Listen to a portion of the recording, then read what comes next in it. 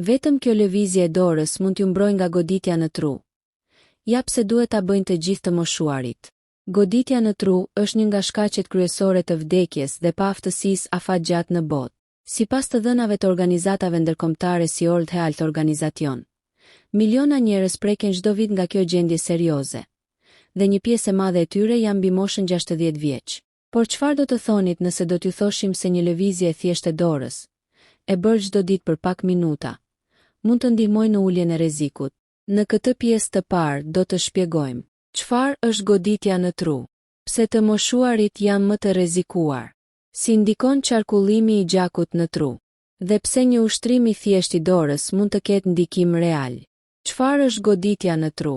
Goditja në tru, stroke, ndodh kur furnizimi me gjak në një pjesë të trurit ndërpritet ose zvogëlohet ndjeshëm. Kur kjo ndodh, qelizat e trurit fillojnë të vdesin brenda pak minutash për shkak të mungesës së oksigjenit. Ekzistojnë dy lloje kryesore: ishemike, kur një mpiksje bllokon një enë gjaku; hemoragjike, kur një enë gjaku qahet dhe shkakton gjakderdhje në tru. Rreth 80% e rasteve janë ishemike. Simptomat përfshin dobësi ose mpirje në njërin anë të trupit, vështirësi në të folur, marramendje, humbje të ekuilibrit, dhimbje koke të papritur. Shumë herë shenjat paralajmëruese janë të lehta dhe injorohen. Pse të moshuarit janë më të rrezikuar? Me kalimin e viteve, enët e gjakut bëhen më të ngurta dhe më pak elastike. Presioni i gjakut rritet më shpesh. Kolesteroli mund të grumbullohet në muret e arterieve. Faktorët kryesor të rrezikut tek të moshuarit janë hipertensioni, diabeti, kolesteroli i lartë, mungesa e aktivitetit fizik, qarkullimi i dobët i gjakut. Trupi, sidomos pas moshës 60-65 vjeç, nuk qarkullon gjaku me të njëjtën efikasitet si në rinj, dhe pikërisht këtu hyn në lojë lëvizja e dorës. Si lidhet dora me trurin? Mund të duket e çuditshme, por truri dhe duart janë jashtëzakonisht të lidhura. Zona e trurit që kontrollon duart është shumë e zhvilluar. Çdo lëvizje e gishtave dërgon sinjale të fuqishme nervore drejt trurit. Kur bëjmë lëvizje të përsëritura dhe të kontrolluara të dorës, aktivizohen qendra të shumta nervore, përmirësohet qarkullimi i gjakut, stimulohet koordinimi neuromuskular, ulet tensioni i përgjithshëm në trup. Studimet tregojnë se aktiviteti i rregullt i duarve ndihmon në përmirësimin e funksionit vaskular dhe elasticitetit të enëve të gjakut. Cila është lëvizja që rekomandohet? Lëvizja është shumë e thjeshtë. Shtrëngimi ritmik i grushtit. Mbyllni dorën në grusht. Shtrëngojeni fort për 5 sekonda. Lëshojeni ngadalë. Përsëriteni 20-30 herë. Bëjeni me të dyja duart. Koha totale, rreth 5 minuta. Kjo mund të bëhet ulur në karrige, gjatë shikimit të televizorit, gjatë pritjes, para gjumit. Nuk kërkon pajisje, nuk kërkon përgatitje fizike. Si ndikon kjo në uljen e rrezikut? Kur shtrëngojmë dhe lëshojmë dorën, shtypen enët e vogla të gjakut. Aktivizohet pompimi venoz. Përmirësohet kthimi i gjakut drejt zemrës. Stabilizohet presioni. Ky proces ndihmon në parandalimin e mpiksjeve të vogla, rritjen e elasticitetit vaskular, përmirësimin e rrjedhjes së gjakut drejt trurit. Disa kërkime kanë treguar se ushtrimet izometrike të duarve mund të ndihmojnë në uljen e presionit të gjakut me disa njësi, gjë që është shumë e rëndësishme për parandalimin e goditjes në tru. Përfitime shtesë për të moshuarit.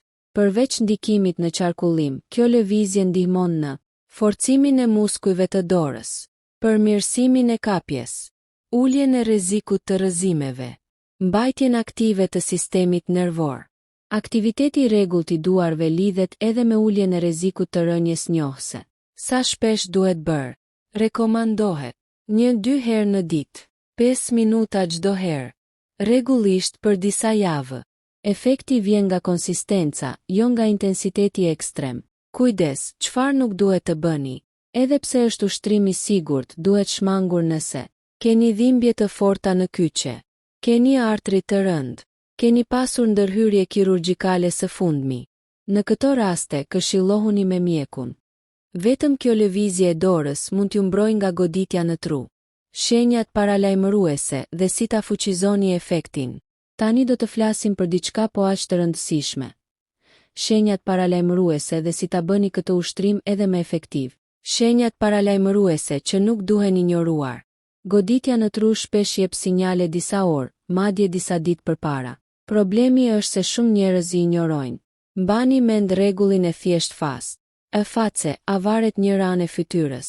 A arm, a bie ose do bësohet njëra dorë? Se speq, a është e paqartë e folura? Të time, koha është kritike, veproni menjëherë. Nëse ndodh ndonjë nga këto, kërkoni ndihmë mjekësore urgjentisht. Pse lëvizja e dorës ndihmon edhe si test i hershëm. Shtrëngimi i dorës nuk është vetëm ushtrim, është edhe mënyrë monitorimi. Nëse vëreni papritur, dobësi në njërën dorë, vështirësi në koordinim, mpirje të papritur. Kjo mund të jetë një shenjë paralajmëruese. Duke e bërë ushtrimin çdo ditë, ju njihni më mirë forcën tuaj normale. Çdo ndryshim bëhet më i dukshëm. Si ta kombinoni me frymarrjen për efekt maksimal? Një gabim që bëjnë shumë të moshuar është se mbajnë frymën gjatë shtrëngimit. Teknika e saktë: merrni frymë thellë nga hunda. Ndërsa nxirrni frymën, shtrëngoni grushtin. Lëshojeni dorën gjatë frymarrjes tjetër të qetë. Kjo ul tensionin nervor, stabilizon presionin, përmirëson oksigjenimin e trurit. Frymarrja e kontrolluar është po aq e rëndësishme sa vetë lëvizja. Ushtrime të tjera që e forcojnë efektin një. Rrotullimi i kyçeve. Bëni lëvizje rrethore të buta për 30 sekonda në secilën anë. 2. Hapja maksimale e gishtave. Hapni gishtat sa më shumë për 5 sekonda, pastaj mbyllini. 3. Shtrëngimi i një topi të butë. Një top stresi ose sfungjer e rrit rezistencën. Të gjitha këto janë forma të ushtrimeve izometrike që ndihmojnë në uljen e presionit të gjakut. Lidhja mes presionit dhe goditjes në tru. Hipertensioni është faktori kryesor i rrezikut. Sipas World Stroke Organization, kontrolli i presionit mund të ulë ndjeshëm rrezikun për stroke. Ushtrimet e vogla, por të përditshme ndikojnë në uljen e tensionit arterial, përmirësimin e fleksibilitetit të enëve, reduktimin e stresit kronik. Edhe një ulje prej 5 Hg mund të bëjë diferencë të madhe në afagjat. Gabimet më të zakonshme. Bërja e ushtrimit vetëm një herë dhe ndalimi. Shtrëngimi shumë i fortë deri në dhimbje. Mbajtja e frymës. Mosmatja e presionit rregullisht. Kujtoni, ky është një zakon ditor, jo një zgjidhje magjike e menjëhershme. Sa kohë duhem për të parë efekt? Shumica e studimeve tregojnë përmirësime pas 4-8 javësh praktik të rregullt. 5 minuta në ditë. Pa ndërprerje. Trupi reagon ndaj përsëritjes dhe ritmit. A mjafton vetëm kjo lëvizje? Jo. Ajo është një pjesë e një strategjie më të madhe që përfshin ushqyerje të shëndetshme, ecje të përditshme, kontroll të diabetit, ndalimin e duhanit, kontroll mjekësor periodik. Por si fillim, është një hap i thjeshtë që çdo kush mund ta bëjë. Në pjesën e tretë do të flasim për programin 7 ditor për të moshuarit. Si ta përfshini në rutinën e mëngjesit. Dëshmi dhe përvoja reale. Kur duhet patjetër të konsultoheni me mjekun. Tani do ta bëjmë praktik. Si ta ktheni këtë në një rutinë të përditshme që jep rezultat real. Programi 7 ditor për fillestarët. Ky program është projektuar për të moshuarit që nuk kanë bërë më parë ushtrime të rregullta. Dita 1-2, njohja me lëvizjen. 5 minuta shtrëngim grushti, 20-30 përsëritje secila dorë. Frymarrje e kontrolluar. Intensitet i moderuar. Qëllimi, të mësoheni me ritmin pa lodhje. Dita 3-4, shtimi i kontrollit. 5 minuta shtrëngim. 2 minuta hapje maksimale gishtash. 1 minutë rrotullim kyçesh. Në këtë fazë filloni të ndjeni ngrohje të lehtë në duar, përmirësim të qarkullimit, relaksim të përgjithshëm. Dita 5-6, shtimi i rezistencës. Përdorni një top të butë ose sfungjer.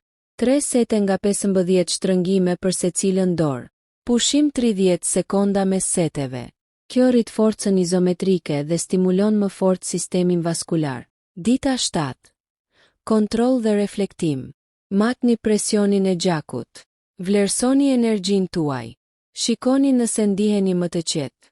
Edhe ndryshime të vogla janë shenjë progresi. Si ta përfshini në rutinën e përditshme. Mënyra më e mirë është ta lidhni me një zakon ekzistues. gjatë pirjes së kafes së mëngjesit, gjatë shikimit të lajmeve, para gjumit, gjatë lutjes ose meditimit. Sekreti është konsistenca, jo koha e gjatë. Kur duhet patjetër të konsultoheni me mjekun. Edhe pse ky ushtrim është i sigurt për shumicën, konsultimi është i domosdoshëm nëse keni pasur më parë goditje në tru. Keni aritmi serioze. Presioni është mbi 180/110. Keni dhimbje gjoksi gjatë ushtrimit. Sipas American Heart Association, kombinimi i aktivitetit të lehtë fizik me kontroll të rregullt mjekësor është strategjia më e mirë parandaluese. Çfarë thon studimet? Studime mbi ushtrimet izometrike të duarve kanë treguar ulje të presionit sistolik, përmirësim të elasticitetit arterial, rritje të kapacitetit vaskular. Këto faktorë janë thelbësor për reduktimin e rrezikut të goditjes në tru. Gabimi më i madh që bëjnë të moshuarit. Shumë njerëz presin simptomat përpara se të veprojnë. Goditja në tru nuk jep gjithmonë paralajmërim të fortë. Parandalimi duhet të fillojë para problemeve, para krizës, para shenjave serioze. Një lëvizje 5 minutësh në ditë është shumë më lehtë se muaj rehabilitim. Mesazhi përfundimtar. Nuk ekziston një mrekulli e vetme që eliminon rrezikun, por ekzistojnë zakone të vogla që të kombinuara bëjnë diferencë të madhe. Shtrëngimi ritmik i dorës është i thjeshtë, është falas, mund të bëhet kudo. Nuk kërkon pajisje. Dhe më e rëndësishmja, i kujton trupit të qëndrojë aktiv. Nëse jeni mbi 60 vjeç, filloni sot. Nëse keni prindër ose gjyshër, mësojuni këtë ushtrim. Sepse ndonjëherë, mbrojtja fillon me një lëvizje të vogël të dorës.